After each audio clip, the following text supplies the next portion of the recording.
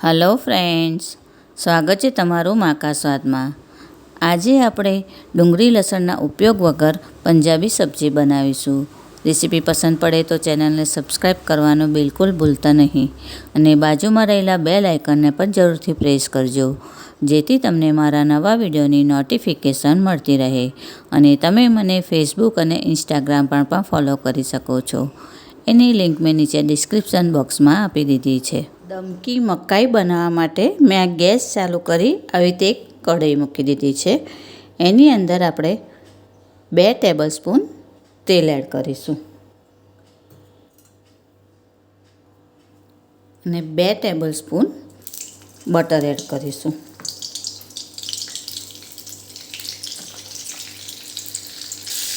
એની અંદર અડધી ટીસ્પૂન જીરું એડ કરીશું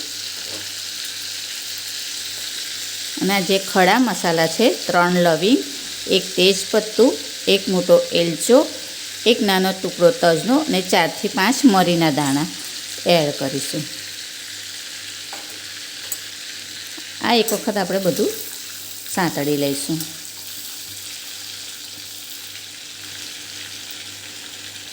હવે એની અંદર આ મેં 2 નંગ મોટા ટામેટાને આવી રીતે સમારી લીધા છે તે એડ કરીશું।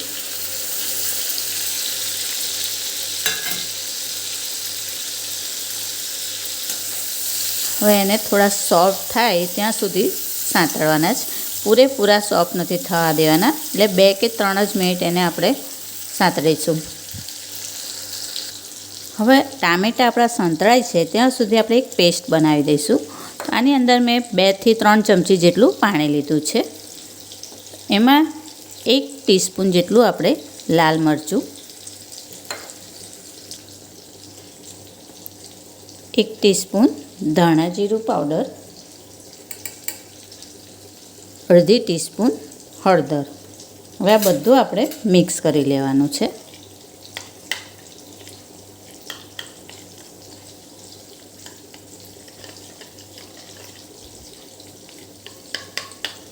હવે આને આપણે આવી રીતે સાઈડ પર રહેવા દઈએ।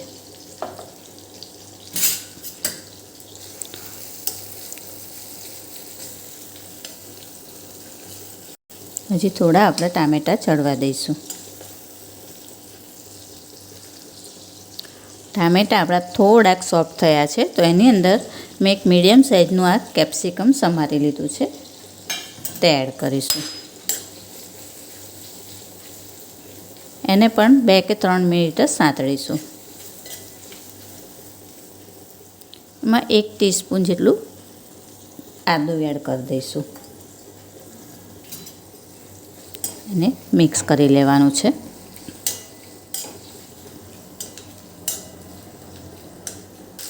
હવે ટામેટાં અને કેપ્સિકમ આપણા થઈ ચડી ગયા છે તો હવે આ આખા મસાલા આપણે કાઢી લઈશું।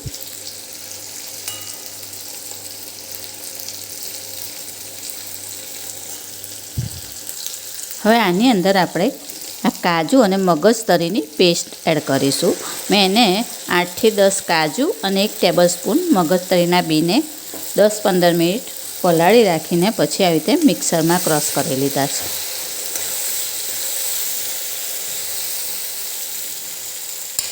એની અંદર આપણે ફ્રેશ મલાઈ 1 થી 1.5 ટેબલસ્પૂન જેટલી તે એડ કરીશું।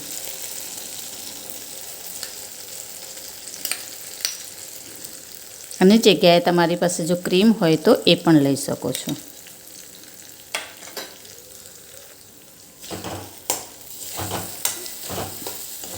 આ બધું એક વખત મિક્સ કરી લેવાનું।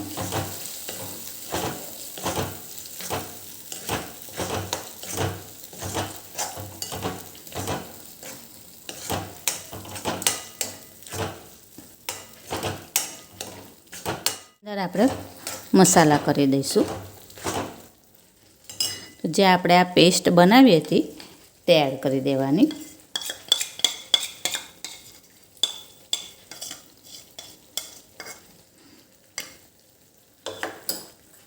ઉપરથી થોડુંક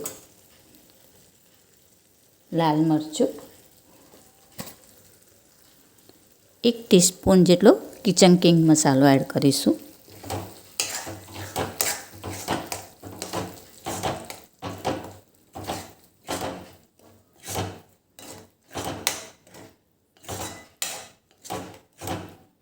હવે આની અંદર થોડું પાણી એડ કરી દઈશું. આપણે જે મિક્સરમાં કાજુની પેસ્ટ બનાવી હતી એમાં થોડું પાણી એડ કરીને આમાં એડ કરી દઈશું.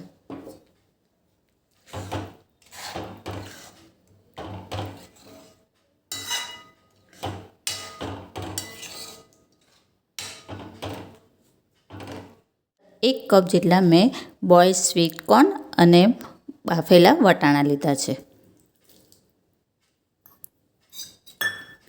એને એડ કરી દીધા છે. હવે આની અંદર આપણે સ્વાદ મુજબ મીઠું એડ કરીશું.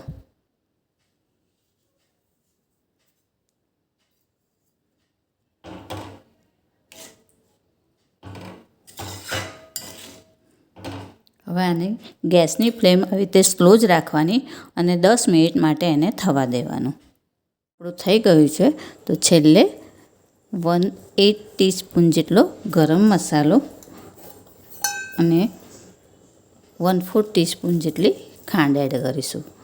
અને તમારે જો ખાંડ એડ ના કરવી હોય તો જ્યારે આપણે ગ્રેવી બનાવીએ ત્યારે એની અંદર 2 થી 3 ટેબલસ્પૂન જેટલું દહીં એડ કરી દેવાનું.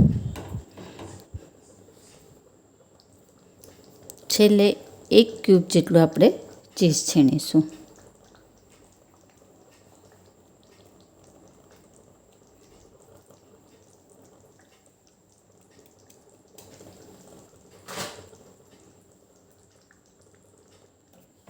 હવે એક વખત આવી રીતે મિક્સ કરી લઈશું.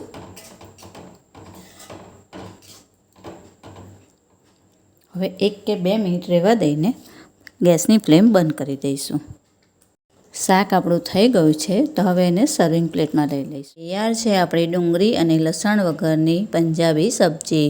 ફ્રેન્ડ્સ, આવી જ બીજી અવનવી રેસીપી જાણવા માટે મારી ચેનલને જોતા રહો, લાઈક અને શેર કરતા રહો. ચાલો ત્યારે ફરી મળીશું એક નવી રેસીપી સાથે. ત્યાં સુધી હેપી કુકિંગ. Thank you.